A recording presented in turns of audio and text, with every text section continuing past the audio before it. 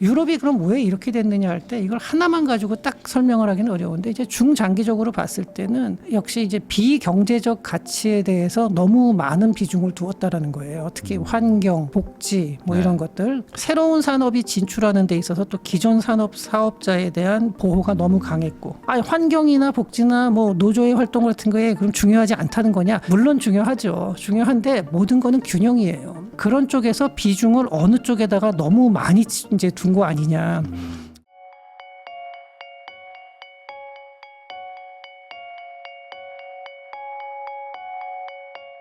안녕하세요. 부익남TV의 부익남입니다. 오늘은 산업연구원 연구위원이시자 경제학 박사이시죠. 조현승 박사님 모시고 이제 유럽과 중국을 넘어서 이제 한국 경제는 어떤 상황인지 우리는 또 어떻게 대응을 해야 될지 이야기 한번 나눠보도록 하겠습니다. 박사님 안녕하세요. 네, 안녕하세요. 또 처음 나와주셨는데 네. 사실 이제 요즘 상황이 뭐 네. 주식 시장 막 엄청 좋고 하지만 사실 이게 정말 중요한 건 이제 경제가 좋아져야 되는 거잖아요. 그렇죠. 네. 근데 이제 경제가 좋다라고 말하는 나라들이 뭐 별로 없는 것 같아요 지금. 한 2, 3년 전까지만 해도 이제 미국이 나홀로 호황이다 이런 말을 했는데 네. 지금은 미국도 이제 그렇게 말을 못하는 상황이죠. 그러니까요. 그래서 이게 도대체 어떤 이유인 건지 네. 그리고 이제 각 나라별로는 또 어떤 뭐 문제가 있는 건지 한번 좀 여쭤보려고 제가 네. 오셨습니다.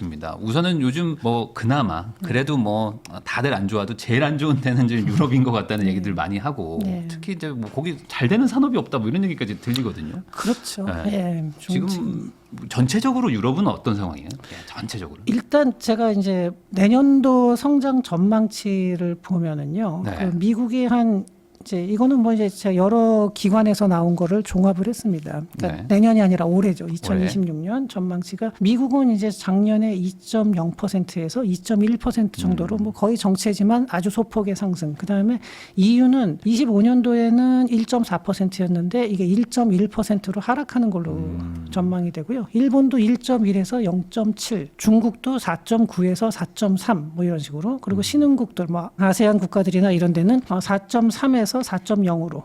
그러니까 26년이 더 안 좋다라고 보는데 네. 이게 문제가 뭐냐면은 그러니까 EU 같은 경우는 그동안 그럼 성장률이 높았었냐 하면 그것도 아니에요. 계속 낮은 상태에서 한 1%에서 어떤 때는 1% 미만으로 가고 이런 상황에서 여기서 그나마 1.4까지 갔다가 다시 또 1.1로 하락을 한다는 거거든요. 네. 근데 이게 이제 그 경제 성장률 자체도 그런데 지금 보면은 부채가 너무 높아요. 프랑스 같은 경우는 GDP 대비 부채 비율이 110%를 넘어갔죠, 지금. 네. 그리고 해마다 재정 적자가 GDP의 한 5.8%, 작년에 그렇게 나왔고요. 이탈리아도 138%입니다, 부채 비율이. 네. 근데 이탈리아는 그렇게 높고 지금도 높은데 그나마 프랑스보다는 조금씩 재정을 이제 부채 비율을 줄여나가고 있어요. 그러니까 작년도 그 GDP 대비 네. 적자가 4.3%니까 프랑스가 아까 5.8이었죠. 그보다는 네. 조금 낮은 수준인데 이탈리아는 약간씩 줄어들고 있는 상황입니다. 근데 그래도 여전히 너무 높아요. 138%라는 건. 그다음에 이제 스페인이 그 한 100% 되고요. 영국도 100% 조금 넘고 독일만 유일하게 60%대인데 독일은 이제 과거부터 굉장히 그 긴축 이거 헌법에 아주 그냥 박아놨죠. 그래서 네. 재정 적자를 많이 못 늘리게 해놨기 때문에 이제 지금 그나마 이렇게 부채 비율이 좀 낮은 편이고요. 그리스가 이제 유럽에서 가장 부채 비율이 높았었는데 요새 많이 줄었습니다. 작년에 이게 200%를 훨씬 넘었던 게 이제 152%까지 떨어졌고 작년에 또 재정 흑자를 냈어요. 네. 1.3% 흑자를 냈거든요. 그러니까 그런데 뭐 그리스가 좀 괜찮아진다 하더라도 그리스가 뭐 유럽을 끌고 나갈 정도의 경제 규모는 아니잖아요. 역시 이제 영국은 뭐 EU는 아니지만 거의 네. 뭐 같이 움직이고요. 프랑스, 독일, 이탈리아 이 세 나라가 가장 큰데 이 나라들이 지금 굉장히 상황이 안 좋다는 거죠. 네. 네. 그러면 이렇게 안 좋아지는 게 이렇게 가치들 안 좋아진 거면 그렇죠. 뭔가 그 유럽만의 어떤 뭐 문제 구조적 문제가 있었을 것 같은데요. 있죠. 이제 이게 하나의 원인으로 딱 결정이 되는 건 아닌데 제가 유럽의 상황을 조금 더 이제 설명을 드리면서 같이 말씀을 드리겠는데요. 네. 이 부채 비율이 전 세계적으로 다 같이 높아진 건 맞습니다. 특히 2000년대에 들어와서 미국은 이제 1980년대에는 GDP 대비 부채 비율이 한 30%대였어요. 근데 이게 2000년 들어왔을 때는 한 60%까지 올라왔다가 그 다음에 2000년에서 이제 그 금융위기 2008년도 금융위기를 겪으면서 이게 100%로 올라왔죠. 네. 그리고 코로나를 겪으면서 120%를 넘겼는데 이게 유럽 국가들도 거의 비슷한 패턴입니다. 비슷한 시기에 그렇게 비슷하게 다 올라갔거든요. 굉장히 빠른 속도로 올라갔고요. 그러면서 이제 프랑스가 작년에 부채 때문에 굉장히 뭐 IMF 구제금융을 받을 수도 있다 이런 말을 하면서 바이루 총리가 자기의 총리직을 걸고서 그 신임 투표를 했다가 당연히 그 해임이 됐죠. 그걸 사람들이 받아들이질 않았죠. 근데 프랑스는 특히 부채 중에서도 외국인 보유 비중이 2024년까지만 해도 이게 한 50% 미치였는데 현재는 한 55% 되는 걸로 추정이 되거든요. 그러니까 네. 굉장히 부채도 악성이에요. 다른 나라들 같은 경우 뭐 미국이나 우리나라도 한 30%대인데 프랑스는 이게 50%를 훨씬 넘어요. 50% 중반대니까 굉장히 높은 거고요. 일본은 부채 비율이 굉장히 높긴 한데 그게 대부분은 국내에서 소화가 되죠. 네. 예, 그런데 그런 차이가 좀 있고요. 그 다음에 미국하고 한번 비교를 해보겠습니다. 1980년까지만 해도 미국을 100이라고 봤을 때 그럼 프랑스의 GDP는 얼마냐 그러면은 이게 한 26.7% 미국이. 네. 그 다음에 영국은 한 20.1% 뭐 이렇게 되고 독일이 거의 30%가 됐어요. 네. 근데 지금 현재는 어떻게 되어 있냐면요. 미국을 100이라고 봤을 때 프랑스는 10% 정도로 떨어져 있어요. 10.1%. 네. 그리고 영국이 한 11%. 독일도 지금 보면은 한 15%가 채 안 돼요. 그러니까 미국하고의 격차가 엄청나게 벌어진 거거든요. 물론 이제 유럽 중에서 지금 성장을 잘하는 나라들이 있긴 합니다. 동유럽 국가들이 좀 성장을 잘하는데 그 나라들은 근데 유럽을 또 끌고 나갈 정도의 경제 규모가 되는 나라들은 아니죠. 근데 유럽이 그럼 왜 이렇게 됐느냐 할 때 이걸 하나만 가지고 딱 설명을 하기는 어려운데 이제 중장기적으로 봤을 때는 역시 이제 비경제적 가치에 대해서 너무 많은 비중을 두었다라는 거예요. 특히 환경, 복지 뭐 네. 이런 것들 또 그러다 보니까 새로운 산업이 진출하는 데 있어서 또 기존 산업 사업자에 대한 보호가 너무 강했고 물론 이제 이렇게 얘기를 하면은 사람들이 그런 가끔 이제 그 댓글을 제가 이렇게 보다 보면 그런 얘기를 나와요. 네. 그러면은 환경이나 복지나 뭐 노조의 활동 같은 거에 그럼 중요하지 않다는 거냐? 물론 중요하죠. 중요한데 모든 거는 균형이에요. 그게 정말 경제가 지속 가능한 발전을 할 수 있을 만큼 값어치를 두느냐 아니면은 그런 성장을 갖다가 상당 부분을 이제 그러니까 두 개가 약간은 그 상충 관계가 있거든요. 100%는 아니지만 조금 상충 관계가 있는데 그런 쪽에서 비중을 어느 쪽에다가 너무 많이 이제 둔 거 아니냐.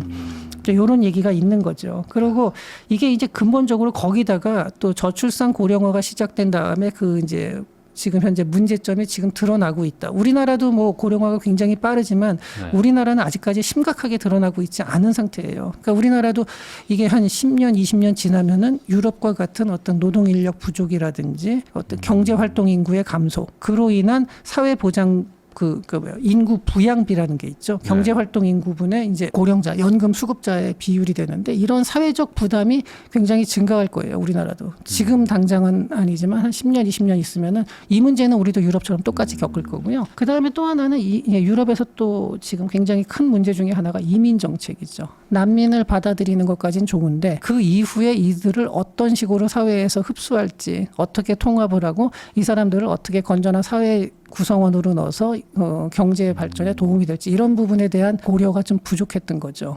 그러니까 난민을 받아들이는 거는 사실 충분히 그건 이해는 해요. 그걸 네. 받아들일 수도 있다 하는데 그 적정 규모나 뭐 이런 면에서 과했던 게 아닌가. 이게 아주 단순히 얘기하면은 그런 걸까요? 그냥 그 월급이 늘어나는 거를 네. 고려해서 적절하게 소비를 늘려야 그렇죠. 되는데 네. 우선 카드를 막 긁은 거네요. 그러니까 제가 이제 이런 말을 하면 그럼 무조건 뭐 아끼고 무조건 현재를 네. 희생하고 이러면서 미래를 봐야 되냐? 근데 그건 아니에요. 그건 아니고 그 어느 정도까지 해야 되는 건 맞는데 항상 보면은 균형이거든요. 네. 근데 이제 좀 균형을 잃은 것이 아닌가 하는 그런 좀 그런 부분이 생각이 들고요. 또 하나는 단기적으로 제가 지금 말씀드린 거는 조금 이제 근본적인 거고, 그러니까 아까 말한 식으로 기존 사업자 보호라든지 뭐 지나친 노조 활동 뭐 이러한 것들 그리고 다양한 규제들 이런 것 때문에 빅테크가 성장을 못했거든요, 유럽에서. 근데 지금 미국도 보면은 빅테크들이 사실 미국 경제를 많이 주도했죠. 네. 그런데 유럽에서는 그런 빅테크가 나오질 못한 거죠. 물론 신산업이 아예 없는 건 아니지만 그 규모가 너무 차이가 많이 나고요. 그것들이 국가를 끌고 나가질 못해요. 지금도 유럽에 있는 대표적인 기업을 보면은 굉장히 오래된 기업이고 과거의 사업을 그대로 유지하고 있어요. 프랑스에서 시가총액 1위가 루이비통이거든요. 네. 네, 그리고 독일 같은 경우도 지금 독일을 이끄는 기업들이 보면은 다 굉장히 오래됐어요. 벤츠, BMW, 뭐 SAP, 바스프 같은 기업은 19세기에 거의 만들어진 19세기인가 20세기 총과 만들어진 기업인데요. 뭐 이런 기업들이 새로운 걸 하느냐. 우리나라도 삼성전자 오래되지 않았냐 하지만 삼성전자가 삼성이 처음 만들어질 때 주력 업종은 사실은 뭐 밀가루 만들고 이런 거였잖아요. 네. 제일모직 뭐 이런 거였는데 지금은 전혀 다른 업종을 하고 있고 SK도 마찬가지고 선경 옛날에 옷 만들고 옷 수출하고 이런 네. 무역업체였다가 지금은 하이닉스가 됐고 뭐 그러니까 이런 식으로 좀 변화가 있었는데 이 유럽 쪽은 좀 그런 게 부족했고요. 단기적인 거는 어떤 게 있냐면은 지금 중국 의존도가 너무 높아졌어요. 근데 중국 경제가 내수가 침체되면서 유럽의 수출길이 상당히 지금 감소한 거죠. 그래서 이제 그런 부분에서도 문제가 되고 또 하나는 러시아 우크라이나 전쟁으로 인해서 연료비가 엄청나게 올라갔어요. 네. 가스 비용이나 이런 게. 그러다 보니까 안 그래도 유럽이 굉장히 지금 좀 침체가 되는 와중에 단기적으로 그런 폭탄을 또 맞은 거예요. 그래서 지금 현재가 굉장히 어려운 상황인 건 맞습니다. 근데 이제 방금 이제 박사님이 말씀해 주신 거를 좀 들어보면은 결국에 지금 국가 부채도 많고 그러니까 적자가 계속 나고 있는데 그러니까 한마디로 지금 들어오는 월급 대비 카드값 갚는 게 더 많은 상태잖아요. 그렇죠. 그리고 월급도 갑자기 늘어날 만한 게 별로 없고 네. AI도 잘 안 되고 네. 그러면은 이게 타개가 되냐 이거죠. 뭘로 해결할 수 있느냐. 그러니까 이제 사회 분위기도 바뀌고 뭐 이래야 되는데 지금 상황에서 하나 이제 오히려 반드시 더 지출을 늘려야 되는 분야가 있어요. 국방이죠. 네, 그러네요. 예, 국방은 확실히 더 늘려야 되는 어쩔 수 없는 생존의 문제니까 네. 이거는 그렇게 되는데 그러면은 그 돈을 어디서 얻어오는 거냐? 그러면 아니면 다른 데서 어디서 줄일 수 있느냐인데 그래서 이제 연금 개혁 얘기가 나오는 거고 네. 사회보장비를 뭐 어떤 식으로 좀 더 효율적으로 하면서 낭비되는 걸 막아서 좀 지출을 줄인다 뭐 이런 생각들을 하는데 이걸 국민들이 받아들이질 않아요. 연금을 지금 받는 사람들이 연금 개혁을 해서 조금 덜 받게 한다 이러면은 그걸 받아들일 리가 없거든요. 네. 또 젊은 층도 지금부터라도 그러면 지금 젊은 층이라도 나중에 나이 들어서 받는 액수를 줄이는 식으로 이제 뭐 연금 구조 개혁을 한다 그러면 때 그거를 과연 젊은 층들이 또 받아들이냐? 안 받아들이죠. 사실 프랑스에서도 이미 증명이 됐잖아요. 국민들은 그렇죠. 받아들이질 않거든요. 정권을 바꿔버리고 네. 그러니까. 그러니까 이런 사회 분위기가 바뀌지 않는다면은 계속해서 이게 악화가 될 가능성이 많은 겁니다. 저 그 기사 봤거든요. 독일 젊은 친구들한테 네. 이제 징병제로 간다고 하니까 아니 나는 안 하겠다고 네. 그냥 차라리 내가 어차피 돈 번 거 다 노인들 연금으로 가는데 내가 이 나라 왜 지켜야 되냐 뭐 이런 얘기를 하더라고요. 그러니까 지금 그러니까 유럽의 분위기가 그렇습니다. 그래서 이제 제가 이렇게 얘기를 하면서도 사실 유럽이 지금 당장 그렇게 뭐 국가가 뭐 전체적으로 다 그렇게 형편 없어진 건 아니에요. 여전히 그 유럽은 기술력이 뛰어나고 경쟁력 있는 산업들도 많이 있습니다. 그런데 문제는 지금 현재 같은 추세로 계속 가다 보면 지금 있는 경쟁력을 계속 갉아먹는 형태로 장기적으로 가다 보면은 정말로 이제 중진국으로 떨어질 수도 있는 그런 위험이 있는 거죠. 근데 네. 이런 사회 분위기가 바뀐다면은 그건 뭐 다시 이제 과거의 위상을 찾을 수가 있겠지만 과연 그렇게 될지 그건 좀 더 지켜봐야 될 것 같습니다. 그러면 그 유럽 내에서도 그래도 조금 뭔가 그런 개선을 하려고 하는 나라들이 좀 있나요? 있죠. 그 대표적인 게 지금도 그래도 좀 튼튼한 나라들이 네덜란드, 덴마크 이런 나라들이죠. 네. 예, 네덜란드 같은 경우 네덜란드하고 덴마크는 그 유럽의 선진국인데도 불구하고 GDP 대비 부채 비율이 30%대입니다. 굉장히 낮은 수준이고 네덜란드가 그렇게 재정이 건전한데도 불구하고 요번에 다 같이 국방비를 올린다 쭉 발표할 때 네덜란드도 이제 국방비를 높이기로 했거든요. 그럼 저 정도면은 부채를 조금 더 써도 국채를 써도 되지 않을까 싶은데 그렇게 안 하고 물론 이제 나중에는 좀 더 쓸 수도 있겠지만 교육 예산의 일부를 삭감을 했어요. 그 삭감한 돈을 상당 부분으로 이제 충원을 한다는 거예요 국방비에. 네. 물론 이제 네덜란드는 상대적으로 군사적 위협이 덜하기 때문에 그 증액하는 금액이 그렇게 크지는 않습니다. 하지만 그렇게 하고 있고 그다음에 이걸 만약에 다른 유럽에 있는 국가라면요 국민들이 받아들이질 않아요. 아니 우리는 건전한 편이고 다른 나라랑 비교해 보면 아니 프랑스 110%가 넘고 GDP 대비 부채 비율이 네. 근데 우리는 30%대인데 그러면은 그 예산 깎지 말고 조금 더 쓰면 되지 않냐? 좀 써라. 당연히 그렇게 나올 거예요. 그렇죠. 근데 네덜란드는 그렇지 않다는 거죠. 그걸 국민들이 수용을 하는 거예요. 네. 그다음에 덴마크는 덴마크가 참 독특한 면이 있는데 거기서는 난민들에 대해서 지원금은 또 많이 줘요. 많이 주는데 그걸 주면서도 받아들이진 않아요. 아, 그 어떤 의미예요? 그러니까 난민들을 갖다가 수용을 안 하고요. 네. 난민에 대한 기금에다가 돈은 많이 지원해요. 받진 근데 않고. 대신에 자기네 나라에는 못 들어오게 해요. 네. 굉장히 어떻게 보면 폐쇄적이고 약간 이중적인 면도 있어요. 그런 면도 있는데. 돈으로 해결하겠다. 네, 그냥 그런 식으로 원타임 돈으로 해결하면 되지. 장기적으로 저 사람들의 그 노후까지 책임질 수는 없다. 우리 사회에 저 사람들을 들여올 수는 없다라는 건데 네. 지금 서유럽 국가 중에서 요새 보면은 왜 극우 정당이라고 하죠. 사실은 이제 저 극우 정당이라는 표현 자체를 저는 조금 그 어색하게 생각을 하는데 왜냐하면은 네. 프랑스의 대표적으로 그 국민전선 있죠. 그 르펜이 이끄는 그 국민전선 같은 경우 극우라고 아주 알려져 있지만 거기서도 보면 복지비나 경제 정책을 보면요. 복지비 늘린다 그러고 예산 삭감안 반대하고 이래요. 다만 이제 극우라는 표현이 붙은 거는 강력한 그 민족주의를 내세우는 거죠. 그러다 보니까 이제 언론에서도 극우라는 표현을 쓰는데 경제 정책을 보면은 이거는 우는 아닙니다. 경제 정책에서는. 근데 그거는 이제 여러 가지 포퓰리즘 경쟁 때문에 이제 그렇게 되는 거거든요. 그렇게 해서 예산 삭감안을 만약에 국민전선에서 내세운다 그러면은 자기네가 정치적 입지가 너무 약화되기 그렇죠. 때문에 그게 문제예요. 그러니까 정치권에서 계속해서 다들 서로 포퓰리즘 경쟁을 하고 있는 거예요. 그리고 국민들도 거기를 쫓아가고 있는 거고.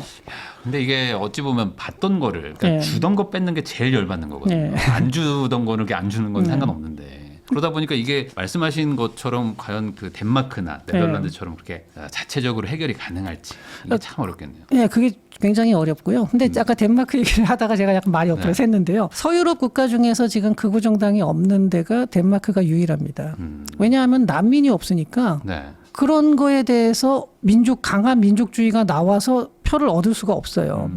스웨덴 같은 경우도 극우 정당이 나오고 독일도 나오는 게 그 난민들에 대한 불만이거든요. 네. 그 특히 난민 1세대는 들어와서 아무리 힘들어도 큰 불만을 안 가져요. 왜냐하면 난민으로 있을 때보다는 훨씬 좋아졌거든요. 네.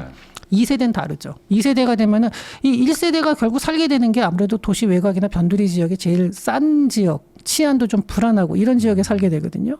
2세대들도 거기서 태어나요. 그러면은 우리도 똑같은 스웨덴 국민이고 똑같은 독일 국민인데 우리는 차별받는 2등 국민이 된 거예요. 거기에 대한 불만이 굉장히 강해지는 거예요. 그래서 스웨덴에서도 깽단을 보면은 대부분 난민 2세들이 많아요. 그 가장 위험한 유럽에서 가장 위험한 총기 사고가 많이 나는 도시로 스톡홀름을 뽑잖아요. 지금 그렇게 되는 과정이 이제 스웨덴에서 약간 그런 문제들이 있었거든요. 그러니까 스웨덴은 90년대에서 2000년대 넘어오면서 연금 개혁을 하고 상당히 재정 안정성에 신경을 썼던 나라인데 지금은 이제 그 이민자 문제를 컨트롤하지 못하면서 또 다른 위험을 맞고 있는 거죠. 근데 덴마크는 이제 그런 게 없어요. 그러니까 그렇다고 해서 덴마크가 벤치마킹 모델이 될 수 있느냐? 그건 뭐 그렇게는 보기는 어려운데 어쨌든 나라마다 독특한 해결책을 찾아가면서 덴마크하고 네덜란드가 그래도 현재 뭐 노르웨이는 좀 특수하고요. 노르웨이도 지금 굉장히 거기는 좀 안정돼 있는데 거기는 워낙 특수한 나라고 이런 상황이고 나머지 이제 유럽을 끌고 나갈 만한 영국, 프랑스, 독일, 이탈리아 이런 나라에서는 현재까지는 이제 그런 식의 국민들이 조금 불편하더라도 참으면서 어떤 재정 지속 가능성 이걸 좀 더 중시하는 이런 면들이 잘 안 보이고 있는 거죠.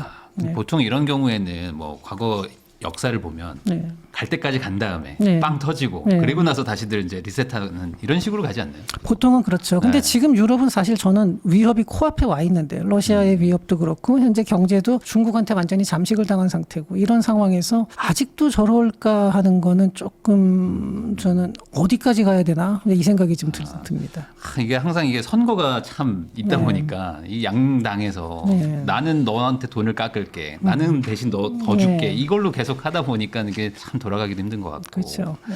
그러면은 이 상황에서 어쨌든 국가적으로 무언가 좀 단합을 해야 되는데 네. 이때 이민자가 있는 나라들은 또 그게 안 되고 경제도 네. 안 좋으니까 왜 우리가 나눠 먹어야 되냐 뭐 이러면서 싸우는 거죠. 네. 야, 그럼 이거 구조적으로 해결이 진짜 안 되겠어요. 그렇죠. 그래서 이제 사회적 타협이라든가 이런 부분들이 돼야 되는데 지금 현재 유럽은 그게 잘 보이질 않습니다. 그러니까 그걸 성공해내는 나라가 이제 90년대 후반에서 2000년대 초반에 스웨덴이 그랬었고요. 네. 네덜란드가 그렇고 덴마크가 그렇습니다. 이런 식으로 사회적 타협이 좀 됐는데 근데 또 뭐 지금 스웨덴은 또 다른 이제 시간 지나다 보니까 또 다른 문제가 나온 건 맞죠. 근데 나머지 국가들은 지금 현재 그런 모습이 잘 안 보이고 네. 저는 이게 이제 제가 그 문제를 자세히 보게 되는 게 우리나라도 좀 이렇게 되면 어떡하나 하는 걱정이 많이 돼서 예, 그래서 좀 보고 있습니다. 아까 이게 말씀하신 대로 우리나라는 이제 곧 이제 막 초고령 사회 네. 예산들이 막 이제 들어갈 텐데. 근데 우리나라가 이제 유럽보다 조금 나은 거는 그래도 우리나라는 디지털 전환에 성공하면서 이제 네. 새로운 기술들 이제 현재 앞으로 그 세계 경제를 이끌고 나갈 다양한 기술들을 우리가 좀 어느 정도는 가지고 가고 있다라는 점이 유럽보다는 조금 나은 거죠. 그러니까 유럽은 현재 주력 산업이라는 게 과거부터 내려오던 산업들의 경쟁력인 거고 우리나라는 그래도 좀 IT 분야라든지 뭐 여러 가지 분야 요새 보면은 뭐 로봇 산업도 우리나라가 좀 뒤처져 있다가 뭐 현대자동차에서 또 보스턴 다이내믹스를 인수해서 성과를 내고 있고 그거 외에도 뭐 그나마 좀 다양화됐죠. IT 반도체 사람들이 반도체 그렇죠. 하나 아니냐 그러는데 그렇지는 않습니다. 조선도 있고 방산도 있고. 네, 방산도 있고 그다음에 뭐 국가 경제에서 차지하는 비중은 작더라도 문화 산업 쪽에서도 또 어느 정도 성과를 내고 있고 그러니까 이런 식으로 되게 다양한 면에서 그래도 좀 나오고 있어요. 또 앞으로도 뭐 나올 뭐 여러 가지 다양한 기술들에서도 아직까지 우리가 출발선에서 뒤처지지는 않았다는 점에서 유럽보다는 좀 그런 면은 우리가 더 앞서 있다라고 볼 수는 있죠. 사실 글로벌하게 보면은 우리나라도 꽤 그래도 경쟁력이 상위권이죠. 막 맨날 미국하고만 비교하니까. 그렇죠. 예. 네, 우리나라보다 더 잘하는 나라도 별로 없는데. 네, 사실 네. 보면은 전 세계에서 어떤 경쟁력이 최고 수준이 되는 어정한 산업이나 분야를 하나라도 가지고 있는 나라가 몇 나라 없습니다. 근데 우리나라도 이제는 눈높이가 높아지다 보니까 그리고 경제 규모가 커지다 보니까 그걸로는 충분치 않고 그 이상을 더 찾아나가야 되는 입장이죠. 그래도 유럽보다는 훨씬 좀 나은 상황이다. 그러니까 그런 면에서는 그런데 그럼에도 불구하고. 네, 어떤 면에서 보면은 특별히 나을 것도 없고 참 그 제가 이제 유럽에 대해서 얘기를 하면서 어두운 면을 많이 얘기를 하게 되는데 네. 이런 얘기를 하는 분들이 있어요. 우리가 뭐 남 걱정할 때냐. 제가 뭐 남 걱정을 왜 합니까? 우리 걱정을 하는데 이렇게 유럽이 이렇게 안 좋아지는 모습을 보면서 우리가 이거를 반면 교사로 삼아야 되고 어떤 면 때문에 저렇게 됐는지 또 잘 되는 나라는 어떤 면 때문에 잘 됐는지 이걸 양쪽을 다 봐야 되거든요. 잘 안 되는 나라에 대해서 얘기를 안 한다는 거 그거는 그냥 뭐 우리가 남 걱정할 거 아니니까 관심 꺼 이렇게 얘기하는 거는 정말로 그건 잘못된 생각입니다. 그러니까 뭔가 좀 국가 부채 같은 것들이 좀 네. 증폭되고 아까 네. 말씀하셨던 이제 예산들 카드값을 많이 쓰기 시작하면서 이제 헤어나오기 좀 어려운 구조로 가버리는. 네, 쉽게 설명하면 이거예요. 지금 당장의 소비를 뭐 전혀 안 할 수는 없거든요. 해야 되지만 그렇다 하더라도 이 소비의 지속성 내가 앞으로 10년, 20년 동안 계속해서 꾸준히 이런 상태를 유지할 수 있거나 더 좋은 상태로 갈 수 있는 요거에 대한 밸런스예요. 항상. 네. 근데 어느 한쪽으로 너무 치우치면 안 되는 거죠. 우리도 이제 그런 위험이 있기 때문에 네. 지금부터 조금 잘 방향을 좀 잡았으면 좋겠다. 그렇죠. 이런 네. 얘기를 해주신 것 같습니다.